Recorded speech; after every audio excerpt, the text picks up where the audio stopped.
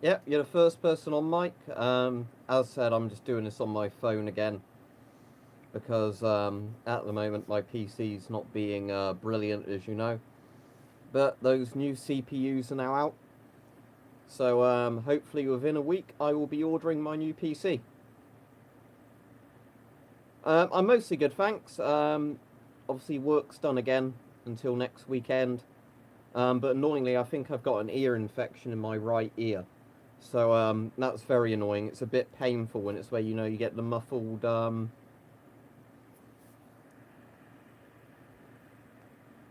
like hearing.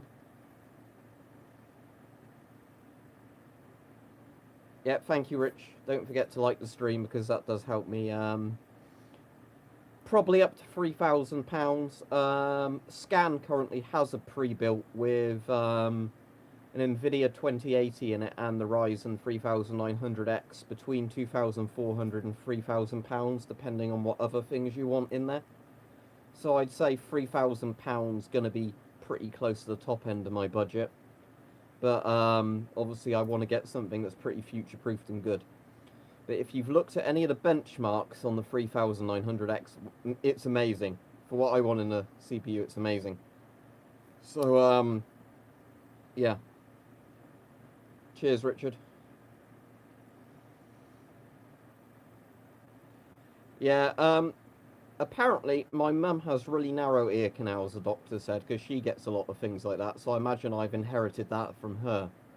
Because I often get like blocked ears and ear infections, so I imagine it's the same thing because I've got very narrow ear canals. It's very easy for them to get blocked. Lots of gas masks on eBay.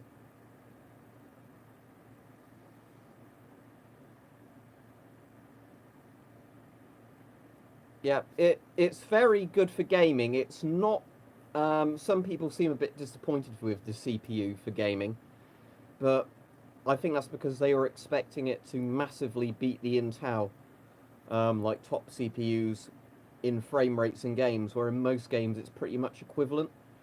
But in terms of things like video rendering, file compression, and things like that, and obviously video rendering is what I want a PC for. It massively beats even Intel's some of Intel's server CPUs, which cost thousands of dollars, which seems very impressive.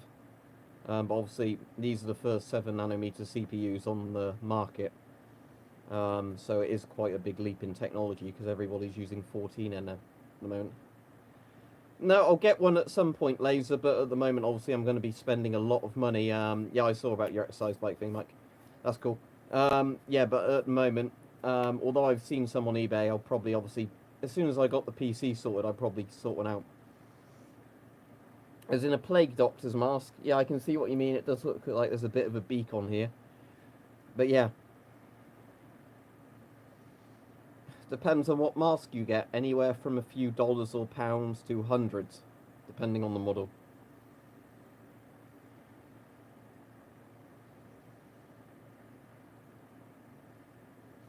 So I thought I'd start wearing the stream with the PTM1 on because obviously today's video was on the PTM1, although it was the white one that's up there. And that's apparently quite a popular video so far.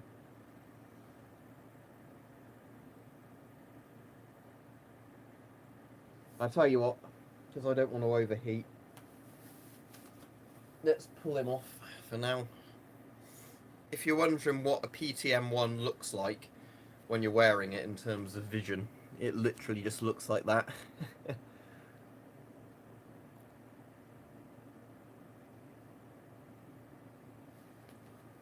So there we go. But yeah, I've got that annoying thing with the ear where it like sounds like it keeps popping because it's quite sensitive to pressure at the moment, and obviously it will pop. I can hear quite well, and then it pops again, and everything's really muffled, and it puts your balance off. Yeah, it's a PTM, not a PTF, but yeah. I hope you liked the video earlier, but it's the one, if you can just see it on there, it's that white one there. Um, and obviously that's the PTM one on that chart. But yeah, they're pretty good masks. I mean, they'd actually be quite good if you just wanted a mask for dust kind of protection. Um, obviously they're not gas masks, they are just particulate masks because they were invented for fallout. Um, I have no idea, Ernie.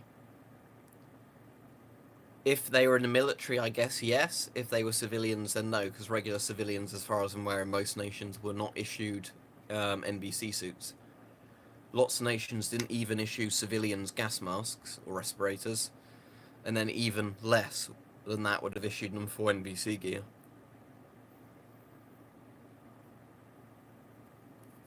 But yeah, yep, I get asked about HBO's Chernobyl every time I stream at the moment, and the answer is yes. I've got the Blu-ray pre-ordered.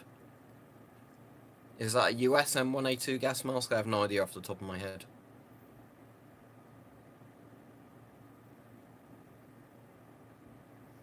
Which one, Victor?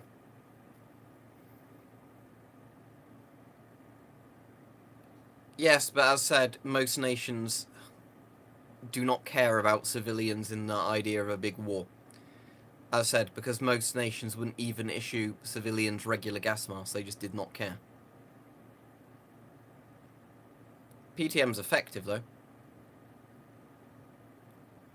It actually offers better particulate protection than the Y2K. Because the Y2K, if you read the label on the one I've got up there closely, it says it's only rated to particle level 1. Where the PTM's obviously not got a kind of modern particulate rating system on it, but it's going to easily be above P1 just because of how thick the cotton is in it. You can actually see there just how thick the cotton material is, which is actually, like the filter material of the mask. So, yeah, it's going to be, I guess at least P2, maybe P3, but I guess easily P2. Probably just the sort of English box respirator or corrected English box model. But as I said, I don't really have any World War One masks, so I can't really comment. But I think most of them are effective and work, didn't they? There's some very interesting ones like the Zelensky command, whatever it's called, and the sort of early French Tissot mask, which is where the name Tissot tubes comes from. And some of those are really interesting, but I've not got any World War One masks other than that PH gas hood sort of cheap replica, because as I've said before, I wouldn't be able to store them properly, so the masks would degrade over time, and I don't want to buy an antique and then essentially destroy it. If other World War One replica masks were actually more reasonable prices, I'd get them, but because a lot of replica masks are like £100, I'm not going to spend that on a replica when you can easily buy Cold War surplus from other nations, actual functioning masks for like £20 to £30 each. What would I rather get? Free Soviet masks of different types, or, almost free any masks of different types, or one replica mask that wouldn't work? Yeah, I suppose it's because the replica masks haven't been mass produced, have they? They're made just more for reenactors and things like that. Whereas something like that, they made 100 million plus of it because it was actually intended to be used. Then it wasn't really used, so it just sat in warehouses, and now people just sell them for whatever they think they can get for them. Don't forget to like the stream, everybody, because it's 15 likes at the moment and 26 people currently watching. And as said before, the more people that seem to like the streams or even dislike them, the more it seems YouTube actually shares the videos with people. What was in like the World War One leather German masks? Yeah, they're pretty interesting, but again, they're going to cost a lot for actual proper originals. eBay, Marcus. Alright, cheers. Yep, as just saying, it just seems to help the videos get shared more if people like them. But again, it depends what sort of Geiger counter you want. Do you want like a practical modern sort of Geiger / decimeter, or do you want a like a cool old lab spec kind of one, like this one, or like something like the Polish DP66s? But again, eBay you'll find everything on there. But personally, I find ones like this cooler with the clicking and everything, as much as they're not as practical.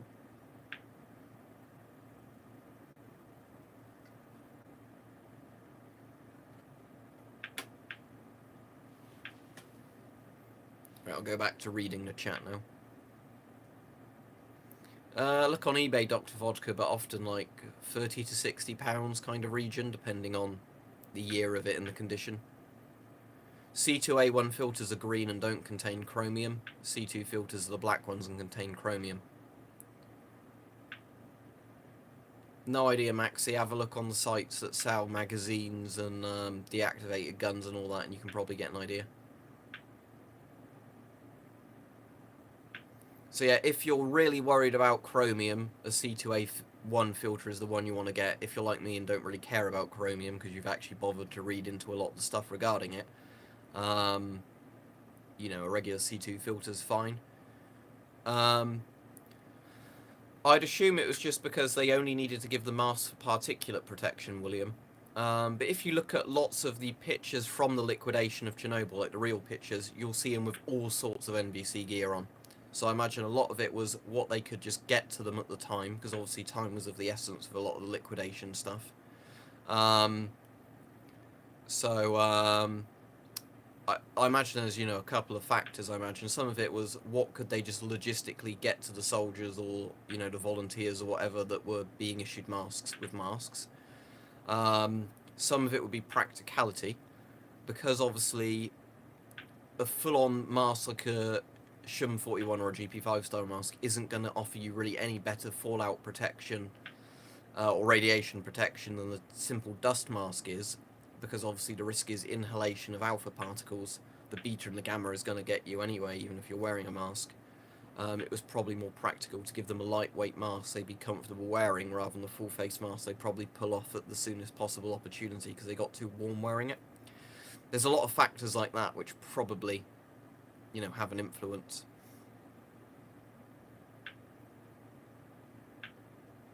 Yeah, but cigarette smoke full stop is toxic. What I'd advise you do, Stella, is read up all of the published reports where they've investigated chromium toxicity in filters. Because if you want to actually have a really good read on it, I'd advise that, because otherwise you're not really talking about the similar kind of chromiums.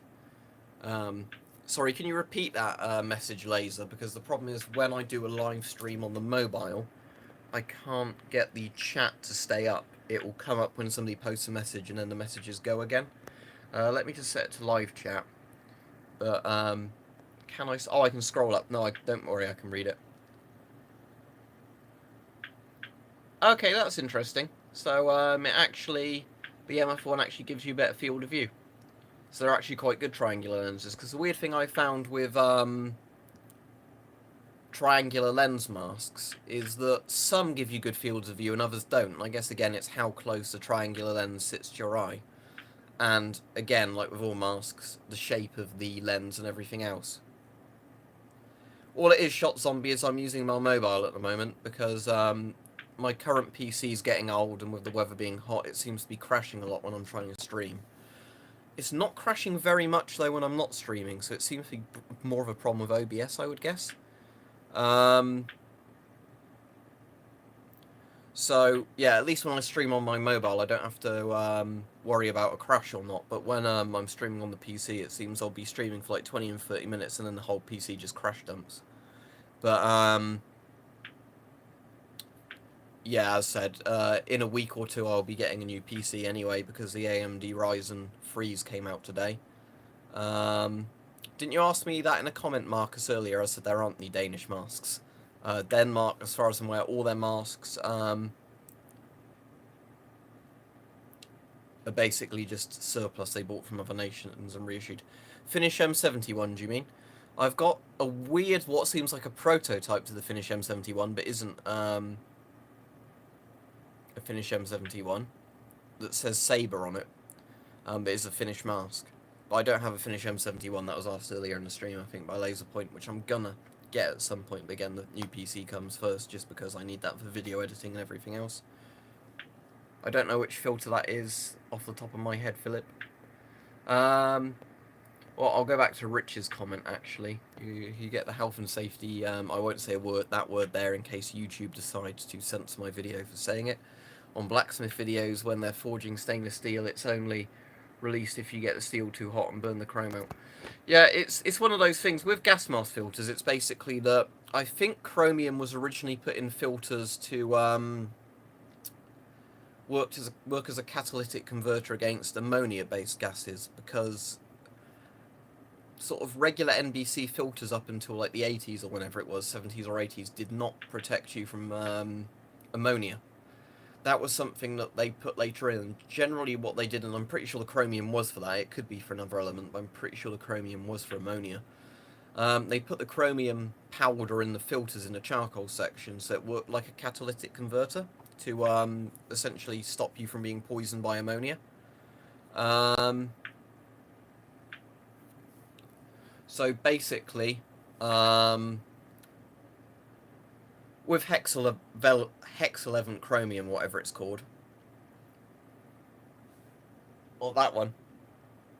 Yeah, I did a video on that the other week, Shot Zombie, or the other day. Friday, it's shit. Is the simple answer to that, but it might work as a simple dust mask, but the filters don't even stop banana oil. So anyway, let's get back to the things. So they put the chromium in the filters, simple answer, because it would save your life if you're exposed to ammonia. Now, if you're exposed to lots of hexalevant chromium, or however it's pronounced, like in a gas leak, yes, it will kill you. But then there were lots of questions asked because the US made a lot of the C2 filters very cheaply and they leaked. There were lots of questions asked, were the chromium filters actually safe, or are you going to be poisoned by using the filters? And that's where a lot of people read to and don't bother reading any further, and then they say, there's chromium in the filters, chromium is poisonous, therefore those filters are bad. Now, obviously, like with all filter mediums, if you inhale anything from the filter, it's not going to do your lungs any good. Even if you've just got a simple activated charcoal filter just for something like, organic vapor, without anything mixed in with it, it's still not good, if you get that charcoal in your lungs. So any filter that leaks is bad. But if you then bother reading the really long reports written up on them, regarding sort of, when they actually did the chromium tests and the filters, and like lots of studies, the minimal amounts of chromium they need to put in a filter, they estimated you'd have to be breathing through a leaking chromium filter for several hours a day, every day of the week, for I think several years straight, to develop something like a 1% increase in the cancer risk. So for something that would save your life in a gas attack, the risks are so negligible, nobody would care. As for the person saying about why did the Soviet Union sell Schum's gas masks to Germany and they were at war, they weren't. I don't know what you're on about there. The Schum's is a mask from the 60s. East Germany used them, but East Germany was part of the Soviet Empire, essentially. East Germany was a commie bloc country. So maybe you want to learn some history, not saying that in an offensive way, but World War II ended in 1945. Anyway, let's go back to proper things. But yeah, so regarding chromium, I think where a lot of people think chromium, is poisonous, is because yes, chromium is poisonous in and of itself, but again, if you've got a tiny amount in a filter, or it's trapped in a filter, and its job is to, prevent you inhaling something that will kill you instantly or within days or hours, the chromium's the better option. And now filters are made where they found things that, they can replace with the chromium, which are safer alternatives that do the same job. So obviously that's better. But I think a lot of the chromium kind of thing is a big, it's one of those things that annoys me, because it seems to be, a lot of people, bring up the chromium thing, who haven't bothered reading very much into it. If that makes sense. It's just one of those things that annoys me, because you generally always get people shouting about how bad chromium is, and weren't they stupid to put chromium in the filter, and stuff like that, where it's like, well, if you'd done any reading into it, you'd know that's not true. But do you mean an M17? Yeah, that's cool. So you got the green hood for it, have you? With the like little pull cords on it.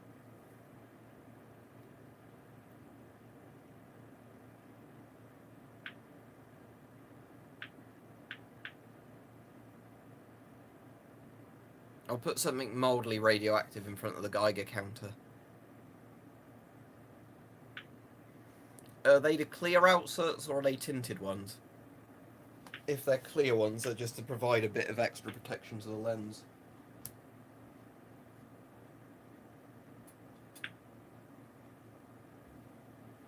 There's my... if it focuses. but that's Australian uranium ore. Just see if I can get that to refocus on that. Anyway, but uranium ore isn't all that radioactive, because it's not processed or enriched uranium, it's just literally the raw uranium ore. Yep, wow, do you mean like the actual proper Czech sources that were meant to come with the Geiger counter shot zombie? Because basically, that Polish one was meant to come with a Czech source, but due to EU laws, they can't ship them with Czech sources, apparently. I'd imagine it was strontium-90 or something similar, because Hype said on his Soviet Geiger counter it was strontium-90 as the Czech source. But that does have a Czech source on the side. So if you want to hear the Geiger counter really go off, because this has got an alpha probe on it, they've got a bit of a mericinium on the side, you know, like the thing from a smoke alarm. So let me just get the probe off. What I'll do first is I'll demonstrate the Czech source with the probe cover on. So obviously if I do this, you can probably hear that that's slightly higher than background levels, because it's at 2 to 3 counts per second.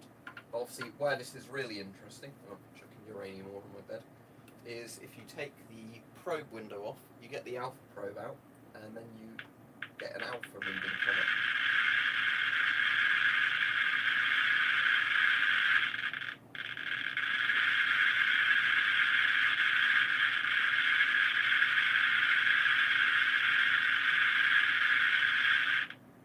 So, when you've got the alpha window open, you're getting over 1,000 counts per second from the americium, or americium, or however it's pronounced.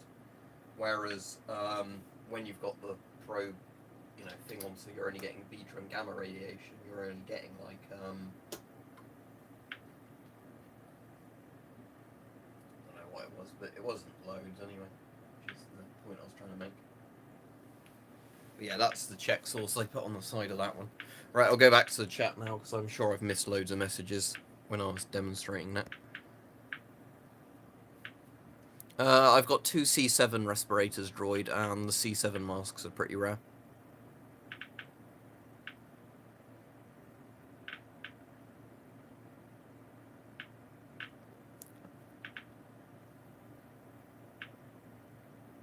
Do you know what the Czech source was they provided with the American Geiger counters? Because I'm kind of just interested in terms of radiation, what some of the Czech sources were. Because like something like the americium on that is very safe, because the dangerous bit from that is alpha radiation. So unless you eat the physical Czech source on the side of it, it's fine. But some Geiger counters apparently, you know, had some really dodgy stuff that they use as a Czech source that, you know, you kind of worry about carrying the stuff around in a satchel next to you.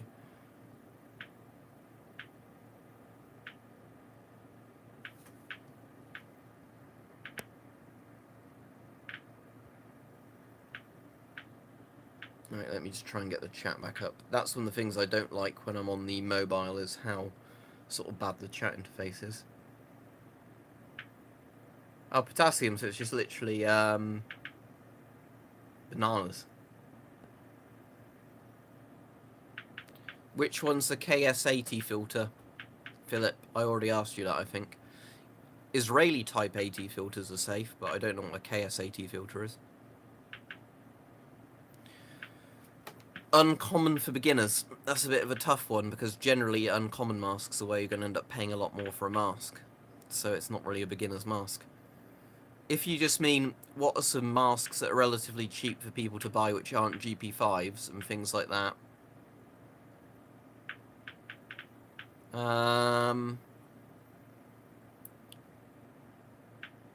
Maybe some of like the communist Polish masks? Again, they're still common though, but I wouldn't really...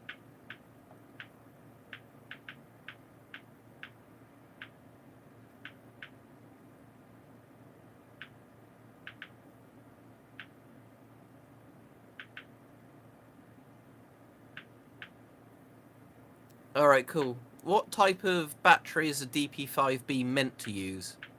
You can get Dragram 65s on eBay.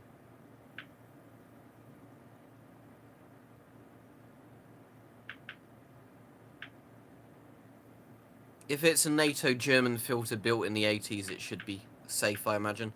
From what I understand, the 40mm German filters up until sort of the 70s or the 80s might be a bit dodgy. Obviously, like the World War II ones definitely probably contain stuff you don't want to breathe through in their old filters anyway.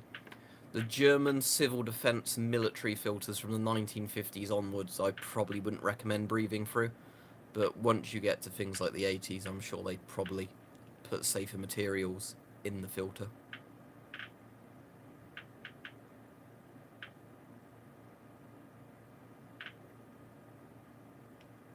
That's very cool, Maxi. But I have a what's it called? The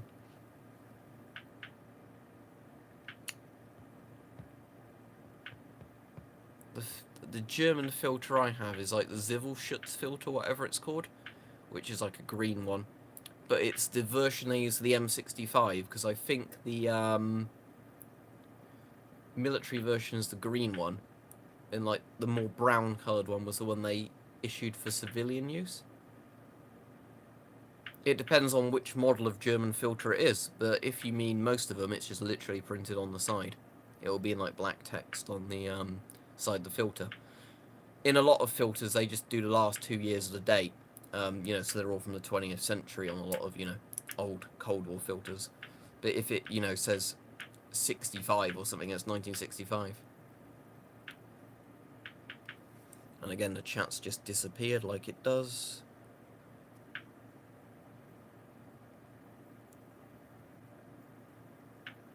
That's cool. I've got, I'm pretty sure my coffee can filter's an East German one. I don't know if I've got it in this room, but it's, rather than being an EO16 filter, it's called, isn't it, something 65K? And I think one of these is an East German one. But it's probably this one I've got all this stuff on. So you won't be able to see it very well. But, yeah, I'm pretty sure this is the East German one.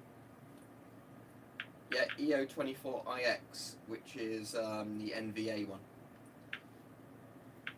Because it's got a different name, basically, because these Germans, for some reason, use different names for the same Soviet equipment than the Soviets did in all the other Warsaw Pact countries. I don't know why. But I think the EO16s are called EO65Ks, if I remember right, that East Germany used. But again, it's one of those things where... how many American masks do I have? I have that World War II American mask, which I can't remember the name of off the top of my head. It might be an M3 diaphragm. I've got the XM28, I've got the M17A2, I've got the M40, and I've got the MCU2P, and the M50 if you want to count that as American. I suppose it was built in America and is used by the American military. So what that's, the World War II mask, that's 1, the XM28, that's 2, the M17, that's 3, M40 and MCU, 6 American masks, I think, if I'm not forgetting any. But American masks are very hard to get in the UK or pretty much anywhere outside of America, because the Americans have this sort of rule on their surplus stuff where it's not allowed to be sold outside of the US, because America basically worries that if US Army surplus gets sold abroad, then every nation is just going to copy it, even though they can backwards, engineer all this stuff anyway. And the really good military technology wouldn't be sold to civilians in the first place, so, it's kind of one of those stupid laws that doesn't really make sense. But, you now and again you will find people with American masks for sale outside of the US, and then you can get them no issue. It's just US customs don't let people essentially export US masks that way. It's a strange law, it doesn't make much sense, but the UK is full of weird laws, so one weird US law like that affecting exports doesn't seem too bad when you're used to all these very strange laws we have in the UK regarding lots of stuff.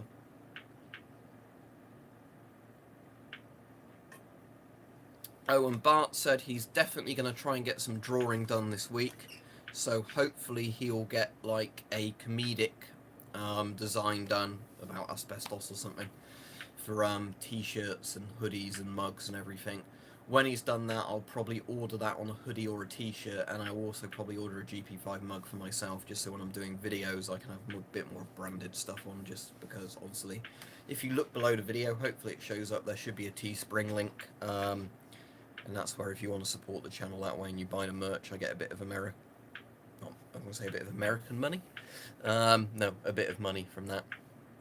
Are the comments still working? Because oh, sorry, for some reason the comments hadn't gone down. So, Heavy Trooper says you can jury rig LR12 Duracell camera batteries. They're small and I think I know the ones you mean, because I think I had a laser pen that used those. Would one Jim Bar for £295? Personally, I wouldn't pay that for one, but if you're a really serious World War I collector, sure, go for it.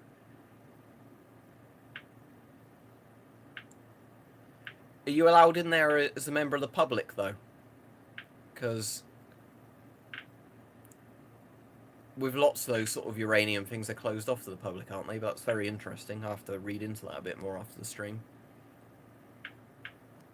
That's cool, Shot Zombie.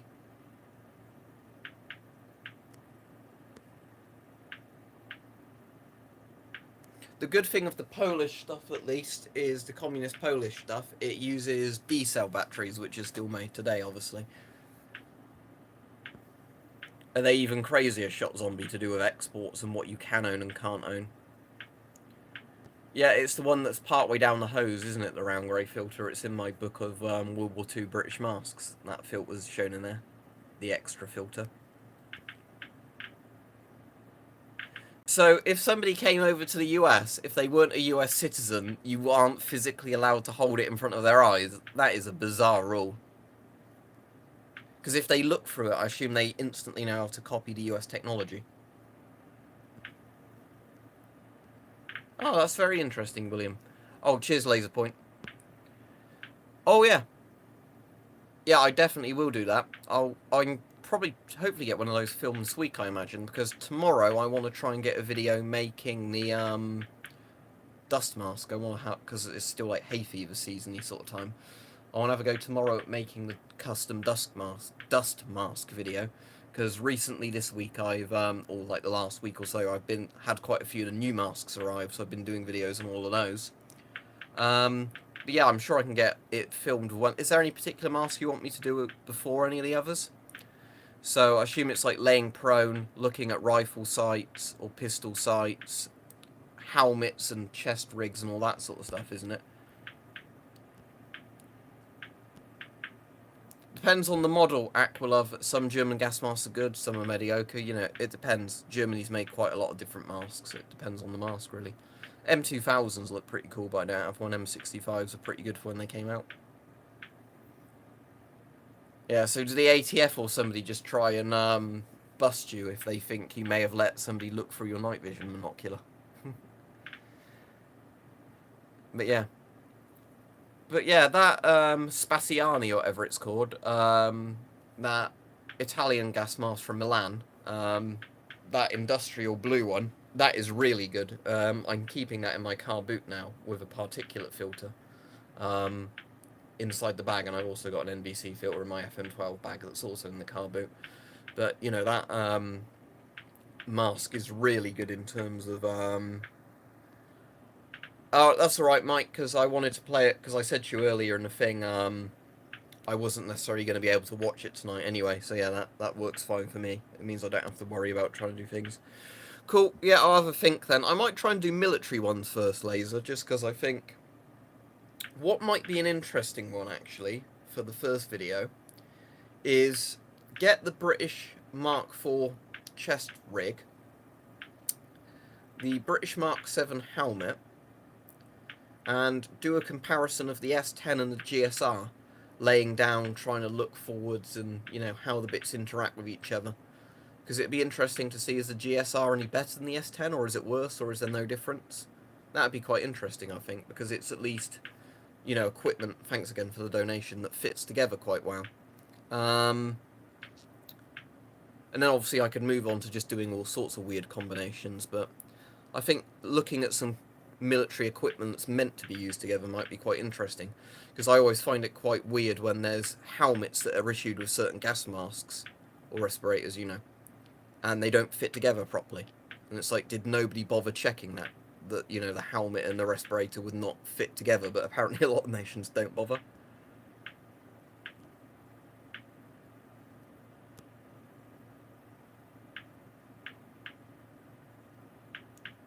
Cool, I can't look it up on this stream, unfortunately, because I'm streaming from my phone, but if you want to just comment the name of that mask again on another random video, I can look into it. So is it one of MSA's more like industrial mining kind of masks? Because MSA did some quite cool rebreathers and like emergency like rebreathers that just peg your nose and you breathe in and out your mouth, which are quite interesting. Like they're called like mine escape respirators or something. But I think if there's a cave in or a gas leak, you just literally pull that small rebreather out and you use it for as long as it lasts.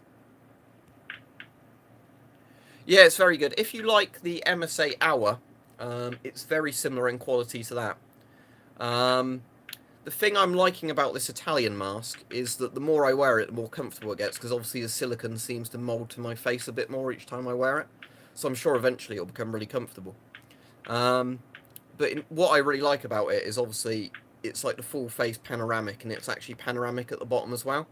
And although, yeah, it would be nicer if it had a clear silicone oral nasal cup rather than the blue one, it doesn't really impede much of your view.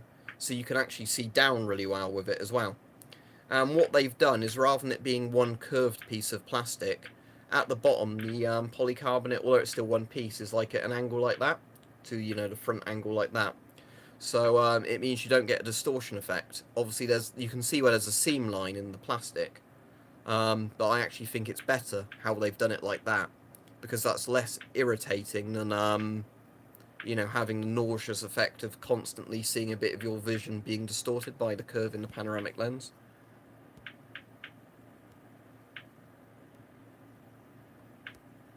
Yeah, I've already thanked Laser Rocks. But yeah, Laser donates to a lot of my streams and everything, so I'm always grateful for that, because obviously it helps me afford all this stuff. But yeah, I reckon the next mask I'm going to order, once I've got the PC sorted, is a Finish M71. So I've been getting a bit more into panoramic masks now, to be honest. Because, you know, now I've got a few good panoramic masks.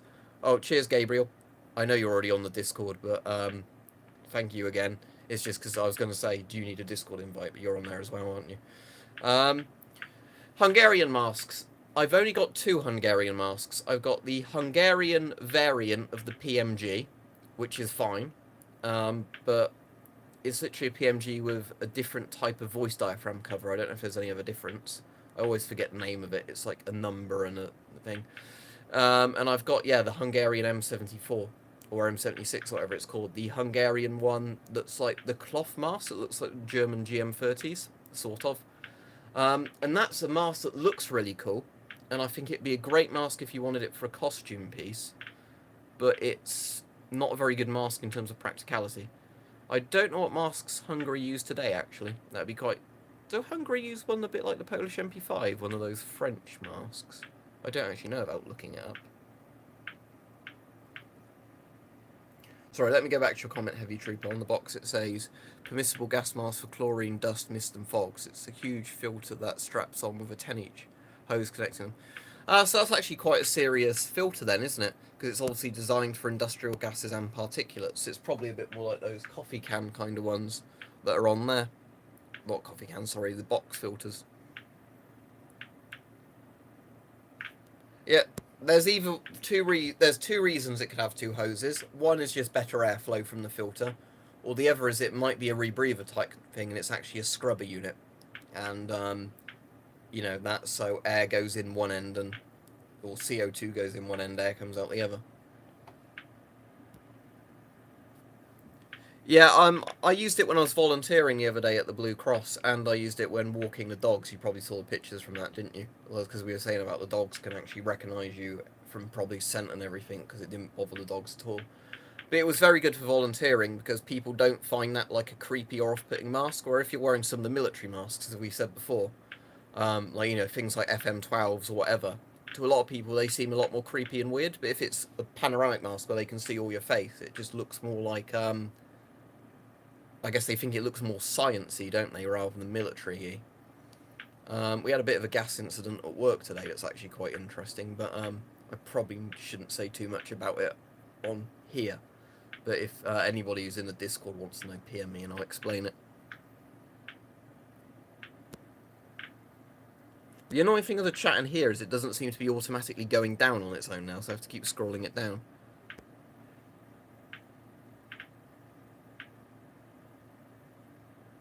Which do you mean by HP5? If you mean the Polish FP5 filters, there's lots on eBay for sale. I bought mine from D&B Militaria Zeppelin, but I've not bothered buying any deactivated guns in ages because the laws keep getting worse on them in the UK and the price keeps going up, so you're getting a less deactivated gun for more money, which, you know, I'm more interested in airgun replicas now, to be honest, because you get a lot more fun out of them.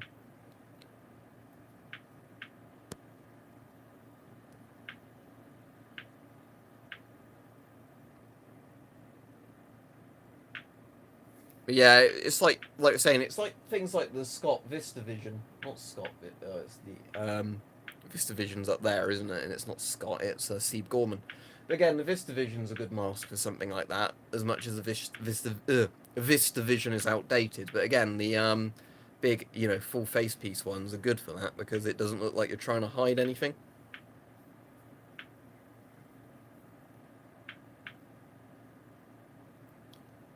Yeah, I've seen the Langoliers because one of the chefs at work recommended it to me when he was on about old Stephen King films, and he was on about Salem's Lot, and he's like, the Langoliers is a much more obscure one. Cool. Did it actually come in green? Because somebody was saying the other day that they ordered it in one colour and they got the wrong colour. Was that you, Shot Zombie, or was that somebody else? And I said, was there a way you could contact Teespring to complain about that? Because I'd be quite annoyed if I ordered the mug in one colour and got the wrong colour.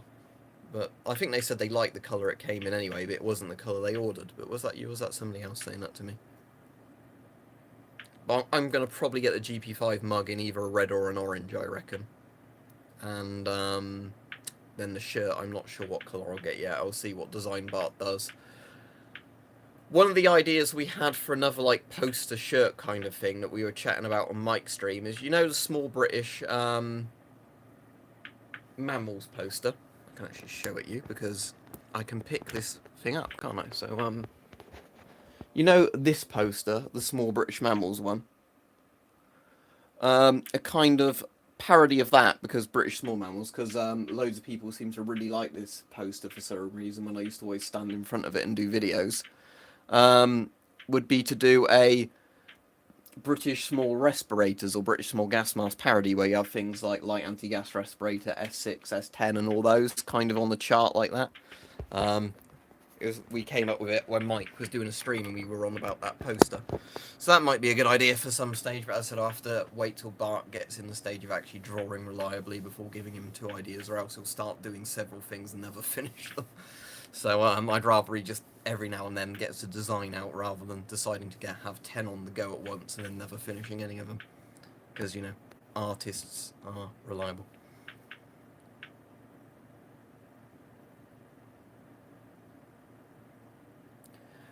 Yeah, regarding homemade masks, I've missed the original comment, but what Laser's saying is the problem with homemade masks is, again, the quality of them could really vary depending on the workmanship and the materials. Like, there's those bottle masks, which are in theory kind of could, yeah, if you could still get Fiestaware made, I would get a Fiestaware mug with my merch on it. Not to drink from, but it'd be good as a Geiger check source, wouldn't it? To go, here's my mug. But, yeah. Sadly, they don't do Fiestaware anymore, but it's probably for the best, isn't it? Yeah, it's like those bottle gas masks. You've probably seen ones where they've got like a 2-litre bottle and it's cut, and then they fill it with like a particulate filter and charcoal. In theory, that could be a really good idea, but the problem I've seen with most of the people who've made those is it's not fitted very well to their face. So the issue is, as much as they've got a good filter medium in there, and the mask would work literally like a filter, because if you got a 2-litre bottle, filled it with charcoal and put a particle filter at each end, put some holes in the bottom, like I did with that old tablet bottle, and demonstrated it worked, that would work as a filter, because that is how a lot of old filters literally were made, you know, or a lot of filters still are made. It's just literally, you know, a load of filter medium in like that in a container. The issue is that they don't have good face seals, so you see a load where they've made a very big filter filled with charcoal, but then it barely sticks to their face. So when they're inhaling stuff, it's just going to go around like that. Just don't open the filters. Yep, that is a British L1A1 SLR, which is the British-built version of the FN FAL, which was semi-automatic only, and had a couple of design choices, but Britain was given a production license for FALs by FN after World War II, because obviously Britain was involved in the liberation of Europe, so it was like a thank you from FN for Britain's involvement, because both Britain and America were offered it. I don't know if Canada might have been offered it as well, but Britain and America were basically offered the FAL for free. They wouldn't even have to pay for a production license if they wanted them from FN as a thank you. Britain took them up on it and used the FAL as their rifle. America didn't bother, even though they could have it for free, and went with the M14, and that didn't turn out all that well. But yeah, the SLR is basically a British-built version of the FAL, but they made some design changes to it as well. To show you some of them quickly, the charging handle, that goes all the way up, so it actually has a forward assist, unlike the regular FALs. I think the Israeli FALs factored in a forward assist to it as well. Another change, this is a kind of interesting one, is the trigger guard. As you can maybe see there, expands. So if you're wearing mittens for cold weather, you can fit them in there, where most FALs didn't have the expanding trigger guard. There's a couple of other minor changes of SLRs as well, but them being semi rather than semi or full select fire was the main change. I really like the look of SLRs as well, because I like the kind of sleek handguard they have, where some variants of FALs had like the really chunky handguards, like the Israeli ones, a bit like then the FNFNC had, which I don't like the look of as much.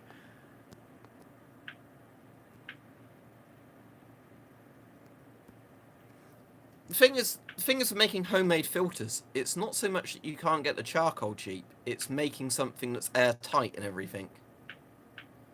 I've done ones before on radiation, but I could, I suppose, do a video saying about alpha, beta, and gamma a bit more. Because in general, I've done more videos where I talk about if there was a nuclear war, what kind of radiation would you be exposed to, but maybe explaining a bit. But the thing is, because I'm not a physicist, I think I would get a lot of stuff wrong. Like, if I chat with radiation, one of my mates did A-level physics, so he knows a lot more about radiation than me. But he'll kind of ask me questions where he wants to know more about the military side of things, because he doesn't know as much about that, you know, of like radiological weapons and all things like dirty bombs and that. But he's much better at explaining about, you know, neutrons, electrons, protons, all that kind of stuff, to a level I don't understand.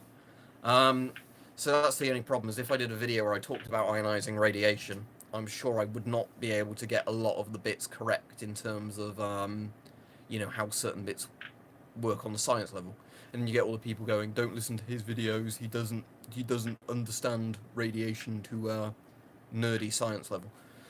But essentially, if you want me to give you a quick rundown now, alpha radiation is only dangerous if you inhale or ingest it. Because it's the least penetrating of all the forms of ionizing radiation, so it can be stopped by a block of paper.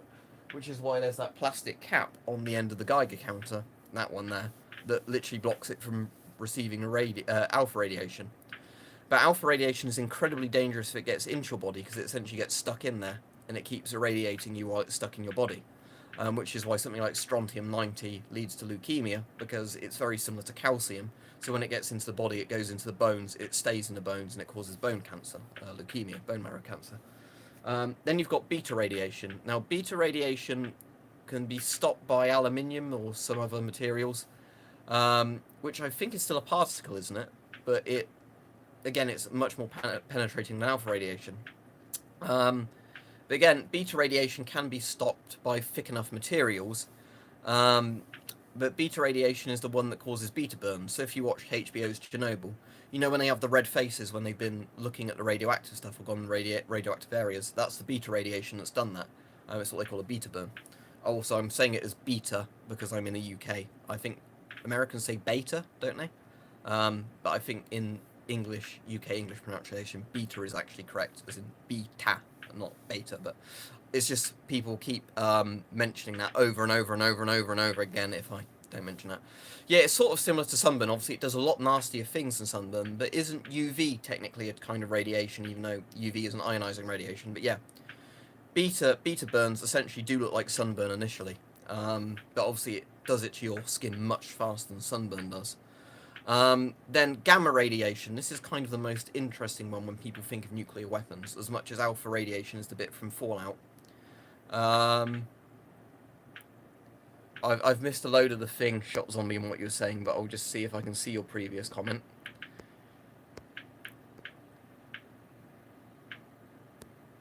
I think maybe YouTube has deleted one of your comments, but you put, she gave me a huge binder she had to study full of stuff she had to learn to get a certification. Was that something about a science teacher or whatever? Or something like that? But, if you made a previous comment, it didn't show up on YouTube. But anyway, gamma radiation's the most interesting in the kind of, it's the scariest in a sense, because as much as alpha radiation does the most damage if it gets into your body, you can at least, escape from it more easily. Just wear a respirator and don't have any cuts or whatever. Gamma radiation is the scary one in the sense that gamma will penetrate pretty much everything other than thick lead or concrete. So what happens with gamma radiation is gamma radiation is similar to X-ray. I think X-rays are actually different, aren't they, from gamma radiation? But both gamma and X-rays will be picked up by the same sort of Geiger counters and I think show the same sort of readings. But it works like an X-ray. It shoots through you. And when it's shooting through you, it's doing damage. Like they said in Chernobyl, the layman's explanation for it, which is probably good, is imagine it like a tiny, tiny bullet. And it's shooting through everything, and as it goes through it, it does tiny amounts of damage to you. But again, the more gamma there is, you can't take cover from it, essentially, and it's constantly going through you and causing damage. So to give you some idea, if you were witnessing a nuclear bomb detonation and you were a bit too close, what would happen is when the bomb goes off, even if you were wearing like protective masks and protective clothing, unless it was sort of big thick bits of lead, the gamma radiation and the X-rays would literally shoot through you and cause DNA damage. And I've said before to quite a few people, my dad's uncle, so that'd be my great uncle, he was involved in the British nuclear bomb tests, as a conscript, where they had to watch all the tests when they did those at Christmas Island, and they did some in Australia and things like that. And I think some of his children sadly have died from leukemia since. And lots of the British, what you want to call them, bomb veterans or whatever, have all had that sort of stuff happen to them. Because they witnessed the nuclear blasts, they are exposed to that radiation, and lots of them either develop cancers or whatever. No, alpha radiation cannot pierce the body unless you've got to cut or ingest it. Basically, alpha, beta, and gamma, they're always the same in terms of things. Now, I think there may be something like stronger amounts of gamma, or like higher quantities of gamma, may be able to penetrate further into the materials that can block it. But alpha would never be able to penetrate your skin in high doses. Obviously, higher doses of alpha are more dangerous if you get them in the body. I think that's actually fake. Not fake as in they couldn't see the bones, but apparently I think the reason for that is if you cover your eyes with your hands and a nuclear bomb goes off, especially a hydrogen bomb, because of how physically bright the light is, because it can actually burn your retinas out if you look directly at them without like goggles on or whatever, what you're actually seeing is, when you shine a torch through your hand, I might be able to demonstrate this, hopefully. So let's say I get this really bright torch and I shine it through my hand. You see how there you can see kind of through my hand like that? What it probably was is with how insanely bright the nuclear bombs were, you were probably seeing something like that. Where when they say they could see their bones, I think it's probably more of a factor like that from what I've heard discussing this with people who kind of are knowledgeable in physics. So while they thought they could see the bones in their hands, it was probably just via the insane amount of light when they were covering their eyes with their hands like that. Because you can't see X-rays, can you, with your physical eyes? You see X-rays when you essentially use the film or however they do it. Again, I'm not knowledgeable enough on radiation to explain all that to you. But an interesting story like that, because I know somebody who used to be a radiologist, is it? The people who take X-rays? She said back in, because she was working for the NHS for, decades, she said back in the old days, to test the X-ray machines, they'd put their hands on a thing, and take a photo using the X-ray machine to check it was working. And then they developed all sorts of horrible things with their hands, where doing that over and over and over again with the X-rays completely genetically destroyed the hands, either caused necrosis in the hand, caused cancers in the hand, caused early onset of arthritis and things like that. So again, that's a similar thing. You're doing genetic damage with the ionizing radiation, but Sorry, I've probably missed a load of comments there. I'll see if I can get the comments back up. Nuclear shadows. Yes, Gabriel's vintage goods. So, yeah, like flashburn shadows. So, what this is, there's examples in Hiroshima, isn't it? Or Hiroshima and Nagasaki are the most famous ones, where when a nuclear bomb detonates, it's so insanely hot because, like we were saying, it's basically like the light of the sun going off when you have a fission or fusion explosion. If something is in place, it literally almost creates a shadow from the brightness of the light where stuff is burned. What's also very interesting, if you want to see good videos on thermal flashes, I've recommended Trinity and Beyond before, but Trinity and Beyond is definitely worth watching. Not some weird kids thing when you search that, but Trinity and Beyond, the nuclear bomb documentary, which William Shatner narrates. I might be going off a bit on a tangent here, but you'll see what I'm getting to. There's a clip in that of the atomic cannon, which I think it's the Grable test, where they shoot a 15 kiloton nuclear bomb, essentially from an artillery gun. And in the atomic cannon sequence, you can actually, before the shockwave hits anything, you actually see the flash burns. You see it in a bit in the Castle Bravo one as well, but the atomic cannon's really good quality for seeing it. So you literally see cars and things, and you see all the paint burn off before the anything else, and that's the thermal flash, the insane heat from that travels at the speed of light from a nuclear bomb. That is the essentially the flash.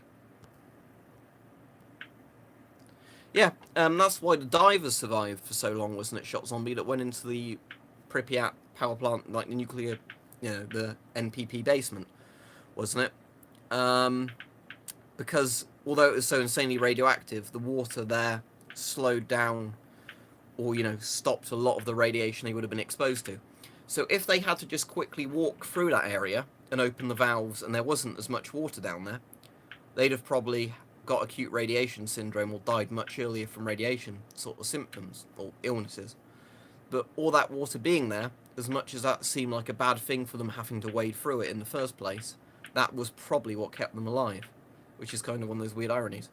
But I know they do certain things in nuclear reactors, don't they, as well, where they have some where you can actually see the nuclear reactor like 100 meters down underwater.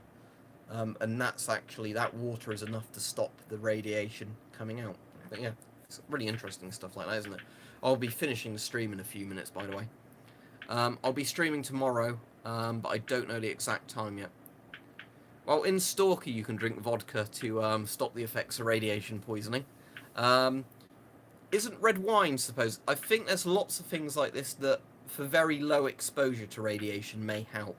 But in terms of actual exposure, no. The only thing I know about that you can consume that stops sort of radiation effects on the body is the iodine, isn't it?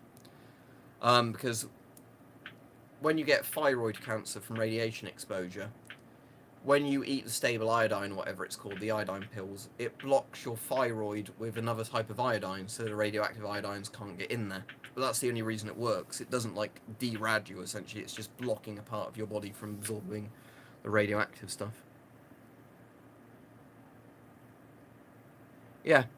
Well, the thing is, with stuff like X-rays, as long as you're only using them as very controlled, like measured things, they're perfectly fine.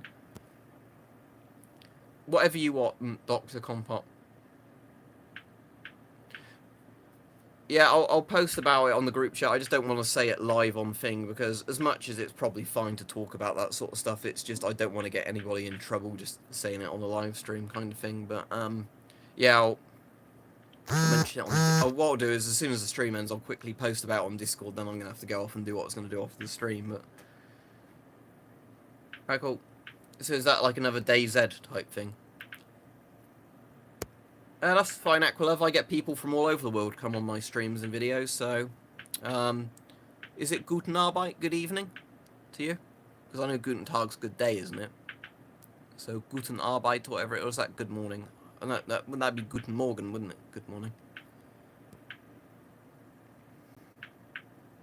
Well, you wouldn't be able to get thyroid cancer, would you? But you'd still be killed if you're exposed to a massive dose of radiation, because every other part of your body can literally fail.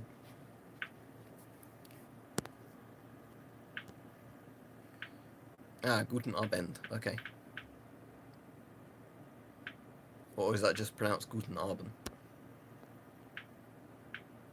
Well, I imagine, Victor, like we were saying earlier with strontium-90, I imagine because of calcium, it's probably, if you may be exposed to strontium-90, if you drank loads of safe milk, maybe the calcium would block some of that strontium-90 getting into your bone marrow.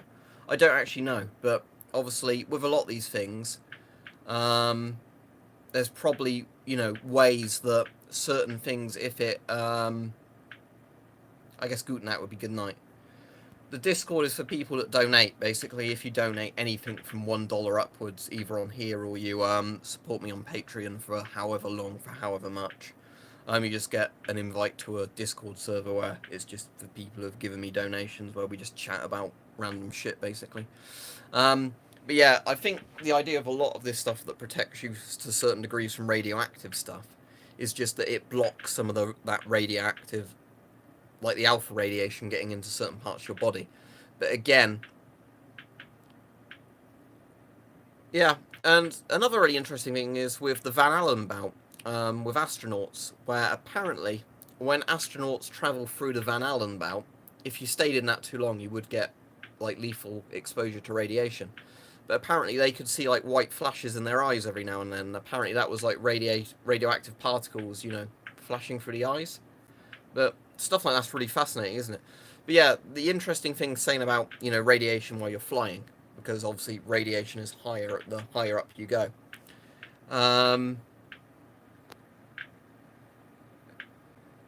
The interesting thing about stuff like that is apparently, say you went to Chernobyl, as long as you didn't do anything really stupid while you go on your tour of Pripyat, like licking the fireman's boots or something in the Pripyat basement.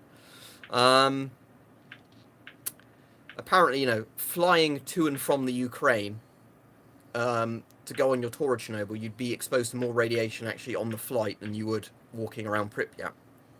I said, as long as you're not looking for tiny bits of the reactor core in the ground and then licking them and picking them up with your bare hands, like I've seen some people do on YouTube.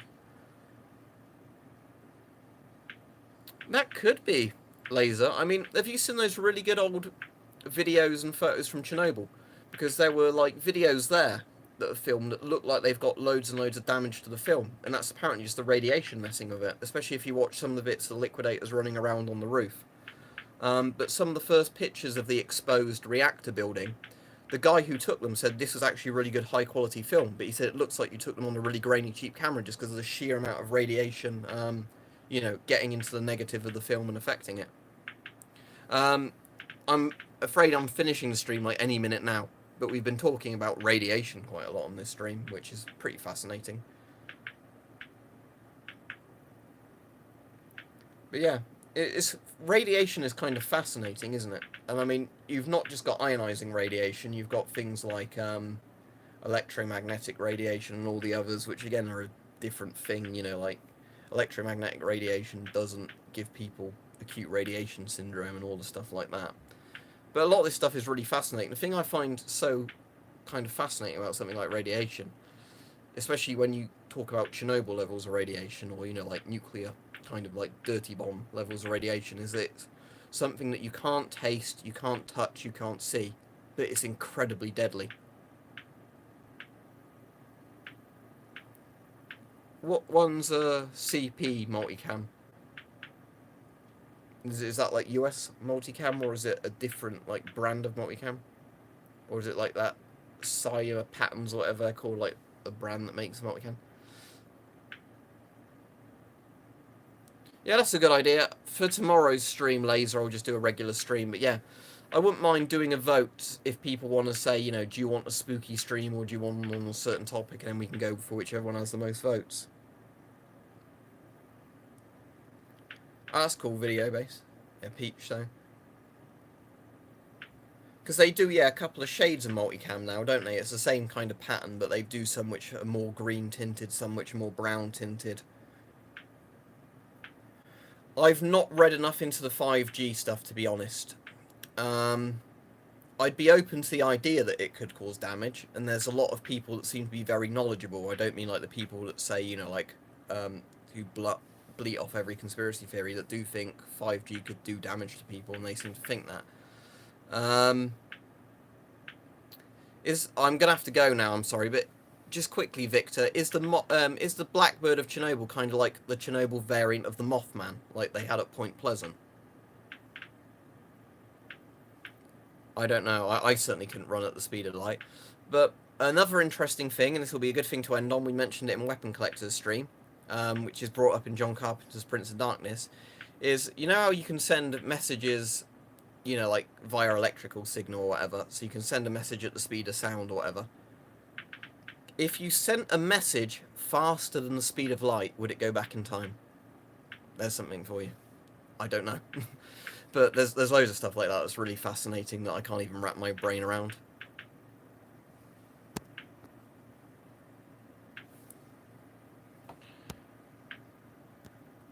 My favourite gas mask, Alan, is the Avon CT12, but I've done lots of videos recommending different masks, so watch some of those.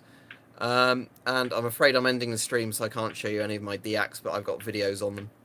Yeah, I know my Geiger counter's still on, because I'm going to turn it off when I finish the stream. I can hear it, strangely enough, ticking.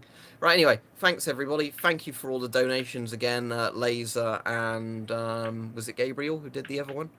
I'll quickly check, because I want to actually thank the people who gave super chats.